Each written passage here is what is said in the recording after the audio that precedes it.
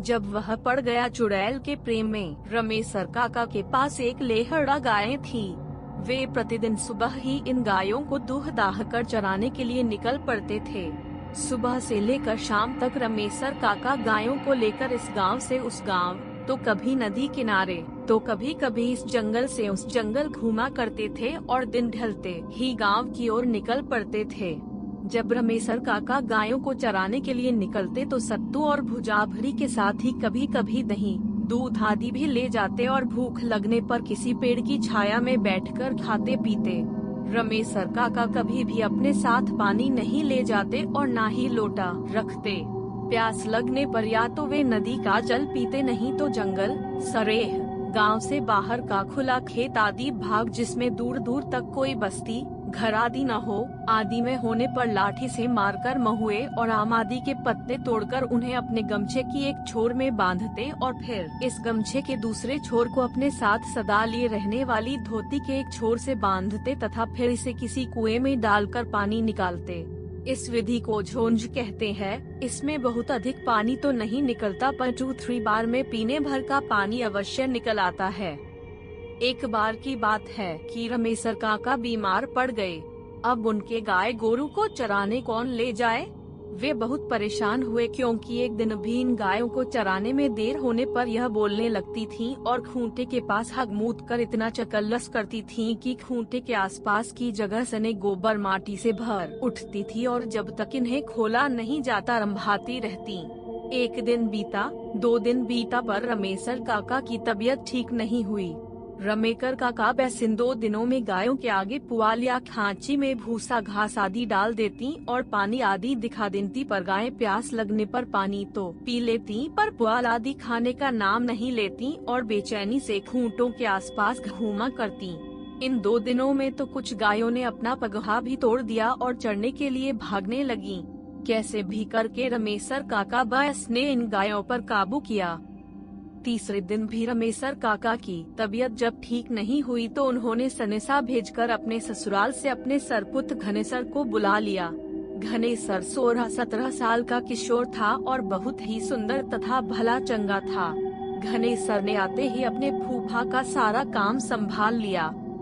घनेसर बहुत ही समझदार लड़का था। वह प्रतिदिन भिनसहरे 3 बजे ही जग जाता और नित्य क्रिया से निपटकर 5 बजे तक पढ़ाई करता और उसके बाद गायों को खोलकर चराने के लिए निकल पड़ता। वह अपने साथ अपनी पुस्तकों का बेठन ले जाना कभी नहीं भूलता। किसी चरने वाली जगह पर गायों को चरता छोड़कर वह किसी पेड़ आदि की छाया में बैठकर पढ़ाई करता। एक बार की बात है कि गायों को चराते चराते घनेसर एक जंगल में दूर तक निकल गया। जंगल बहुत घना नहीं था पर बहुत सारी झाड़ियों से पटा पड़ा था। दोपहर का समय था और अब घनेसर को प्यास भी सताने लगी थी।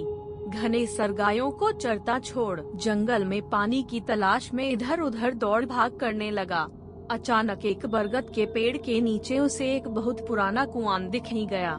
बहुत ही पुराना था पर उसका जगत हाल में ही पक्की ईंट से बंधवा गया जान पड़ता था। घनेसर ने अब देर किए बिना जंगल में कुछ झाड़ियों के हरे पत्ते तोड़े और उन्हें अपने गमछे में बांधकर झोंझ बनाया। फिर अपने फूफा की तरह गमछे के एक छोर में धोती बांधकर उसे कुएं में लटकाया।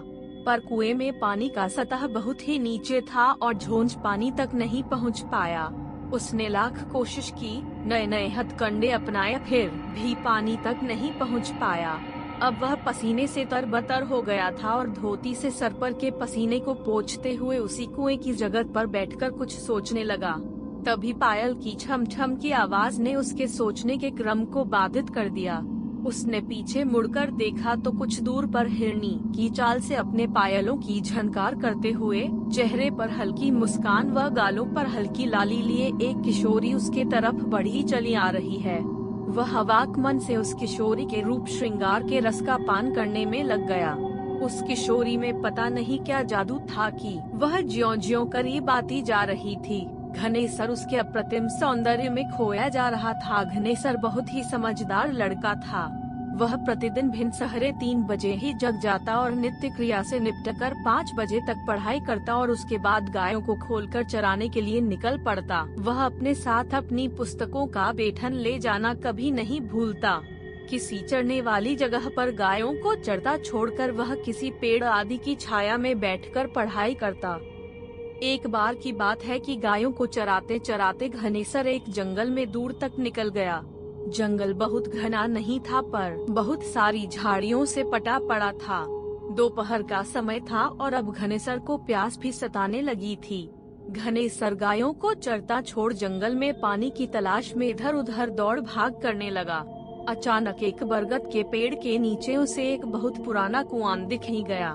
कुआं बहुत ही पुराना था पर उसका जगत हाल में ही पक्की ईंट से बंधवा गया जान पड़ता था। घनेसर ने अब देर किए बिना जंगल में कुछ झाड़ियों के हरे पत्ते तोड़े और उन्हें अपने गमछे में बांधकर झोंझ बनाया। फिर अपने फूफा की तरह गमछे के एक छोर में धोती बांधकर उसे कुएं में लटकाया। पर कुएं में पानी का सतह बहुत ही नीचे था और झोंझ पानी तक नहीं पहुंच पाया। उसने लाख कोशिश की, नए नए हथकंडे अपनाए, फिर भी पानी तक नहीं पहुंच पाया। अब वह पसीने से तरबतर हो गया था और धोती से सर पर के पसीने को पोंछते हुए उसी कुएं की जगह पर बैठकर कुछ सोचने लगा। तभी पायल की छम छम की आवाज ने उसके सोचने के क्रम को बाधित कर दिया। उसने पीछे मुड़कर देखा तो कुछ दूर पर हिरनी की चाल से अपने पायलों की झंकार करते हुए, चेहरे पर हल्की मुस्कान व गालों पर हल्की लाली लिए एक किशोरी उसके तरफ बढ़ी चली आ रही है। वह वाक मन से उस किशोरी के रूप श्रृंगार के रस का पान करने में लग गया। उस किशोरी में पता नहीं क्या जादू था कि वह ज्यों-ज्यों करीब आती जा रही थी, घनेसर उसके अप्रतिम सौंदर्य में खोया जा रहा था। पास आकर शरारतीपन से उस किशोरी ने बेहिचक मन से घनेसर से पूछा, प्यास लगी है क्या? घनेसर, जो एकटक उस किशोरी की सुंदरता का पान किए जा रहा था, घबराकर हाँ में सर हिला दिया। किशोरी और आगे बढ़ी और कुएं के जगत पर पहुंचकर अपने दोनों हाथों से अंजलि बनाई और कुएं में झुक गई। घनेसर अभी भी उस किशोरी में ही खोया हुआ था। दरअसल उस किशोरी में कुछ तो ऐसा था जो बरबस घनेसर को मदमस्त करते जा रहा था, उसे अपनी तरफ आकर्षित किए जा रहा था। किशोरी ने कुएं से अपनी अंजलि में पानी भरकर घनेसर की ओर बढ़ी। घनेसर भी बिना कुछ बोले अपने हाथों की अंजलि बनाकर अपने मुंह में सटा दिया। किशोरी अपने अंजलि का पानी घनेसर के अंजलि में उड़ेलना शुरू किया और घनेसर भी अमृत रूपी जल को पीना शुरू किया। हाँ, यह अलग बात थी कि घनेसर की अंजलि से आधा पानी नीचे गिरे जा रहा था, क्योंकि वह पानी पीने के साथ ही उस किशोरी के चेहरे की आकर्षकता को भी एकटक पिया जा रहा था।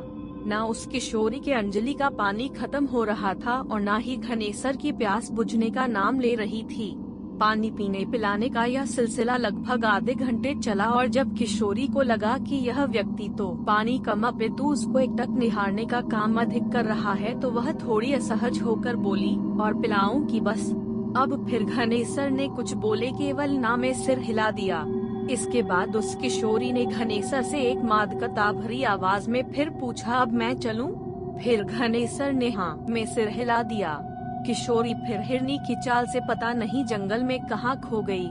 घनेसर कुछ समय तक तो चुपचाप उस कुएं की जगह पर बैठा रहा और फिर अचानक पता नहीं क्या सूझा कि उठकर गायों की ओर चल दिया।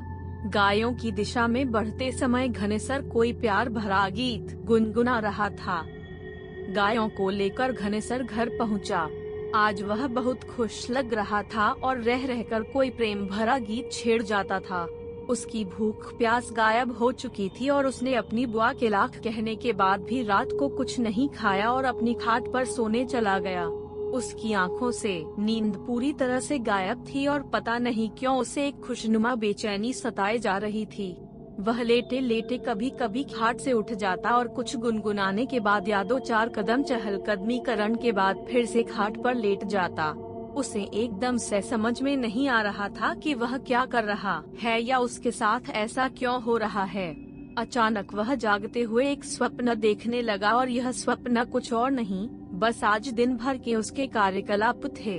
उसने अपने को गाय चराने के लिए जंगल में जाते हुए देखा, फिर कुएं की जगह पर बैठा देखा और फिर उस किशोरी का आना और उसे पानी पिलाना। इतना स्वप्न देखते ही या यूं कहें कि याद करते ही वह गदगद हो गया, पर आगे घटित घटना को याद करके कुछ तो ऐसा हुआ कि उसे कांट मार गया और उसने थूक सटक ली। अचानक घनेसर को पता नहीं क्या सूझा कि वह डरकर उठकर बैठ गया। बिना देरी किए उसने सिरहाने रखी, माचिस से एक तिली निकाला और पास में रखे ढेबरी को जला दिया। ढेबरी की धुंधली रोशनी में उसके माथे पर आई पसीने की बूंदों को साफ देखा जा सकता था। आप बता सकते हैं कि उसके साथ ऐसा क्यों हुआ? दरअसल उसके जेहन में यह सवाल कुरेद गया कि वह किशोरी इतने गहरे कुएं से अपने हाथ की अंजलि बनाकर पानी कैसे निकाल दी, और साथ ही उसने इतनी देर तक पानी पिया फिर भी उस किशोरी के अंजलि का पानी खत्म होने का नाम क्यों नहीं ले रहा था। उसने भूत प्रेत की बहुत सारी घटनाएं सुन रखी थीं। उसके मुंह से अचानक निकल पड़ा भूतनी। इसके बाद डरे सहमे घनेसर ने उस डिबडिबाती ऐसे टिमटिमाना की लगे कि अब बुझ गया। ढेबरी के प्रकाश में ही बैठे बैठे रात गुजार दी। सुबह सुबह डरा सहमा घनेसर गायों को लेकर सरेह की ओर निकल गया। उसने मन में एकदम से सोच लिया कि अब भूलकर भी उस जंगल की ओर नहीं जाऊंगा, पर कहीं न कहीं उसके जेहन में उस किशोरी की यादें अंगड़ाई ले रही थीं। न चाहते हुए भी उस किशोरी का अनुपम सौंदर्यवान चेहरा उसकी आंखों के आगे घूम जाता और अपनी आकर्षकता का एहसास करा जाता। सरेह में गायों को चरता छोड़ वह पास ही में एक सूखी गढ़ही के किनारे एक आम के पेड़ के नीचे बैठकर उस किशोरी के बारे में सोचने लगा। उसे पता नहीं क्यों ऐसा लग रहा था कि वह किशोरी को काफी समय से जानता है, वह उसकी परिचित है। उस किशोरी का सौंदर्यपूर्ण शरारती चेहरा याद आते ही सहसा सहमा घनेसर मुस्कुरा देता। उस पेड़ के नीचे बैठे बैठे सोचते हुए घनेसर को पता ही नहीं चला कि कब सूर्य उसकी सर पर आ गया और डालियों पत्तों के बीच से उसके साथ आंख मिचौली खेलने लगा। घनेसर उठा और गायों की ओर चल दिया। गायों को हाँक हाँक कर एक पास करने के बाद फिर वह उस पेड़ के नीचे आ गया। पेड़ के नीचे आकर घनेसर ने कांधे पर रखी धोती को दोहराकर बिछा दिया और गमछे को सर के नीचे लगाकर वहीं लेट गया। सरेह में कुछ चरवाहे या किसान नजर आ रहे थे। डरने की कोई बात नहीं थी क्योंकि दिन था और उस सूखी गढ़ई के किनारे रजमतिया काकी पेड़ों पर से गिरे सूखी लकड़ियों को एकत्र कर रही थीं। लेटे लेटे रत जगह के घनेसर को पता नहीं कब नींद आ गई, पर नींद में भी वह सहमा सहमा दिख रहा था। पर कभी कभी उसके चेहरे पर एक एक मिनटी मुस्कान आ जाती। ऐसा लग रहा था कि वह किसी भूत और देवता की लड़ाई देख रहा है। भूत का विकराल रूप उसे डरा जा रहा था तो देवता का उस भूत पर हावी होना उसे हर्षित कर जा रहा था। सोए हुए घनेसर को पता नहीं क्या हुआ कि वह सकपका गया और उठ बैठा। दरअसल उसे ऐसा लगा था कि कोई मखमली उंगलियों को उसके बालों में पिरो रहा है और रह रहकर उसे सहला रहा है। आसपास में किसी को न देखकर उसे यह भ्रम लगा, पर वह फिर से सोया नहीं और बैठकर फिर से उस किशोरी के बारे में सोचने लगा। अचानक एक तेज हवा उठी और सरसराते हुए इसके इर्द गिर्द चक्कर काटने लगी। हवा के उस चक्कर में उसे एक अजीब प्रेम की अनुभूति हो रही थी। वह हवा धीरे से वह किशोरी मनकर उसके पास खड़ा हो गई और मुस्कुराते हुए बोली, कल से तुम मेरे ही बारे में सोच रहे हो ना? फिर से घनेसर ने थुक सटकर हाँ में सिर हिला दिया। उस किशोरी ने खिलखिलाते हुए कहा, कोई अपनों से डरता है? मुझसे डरने की आवश्यकता नहीं। मैं आपको डराने नहीं आई हूँ बल्कि अपनापन का एहसास कराने आई हूँ।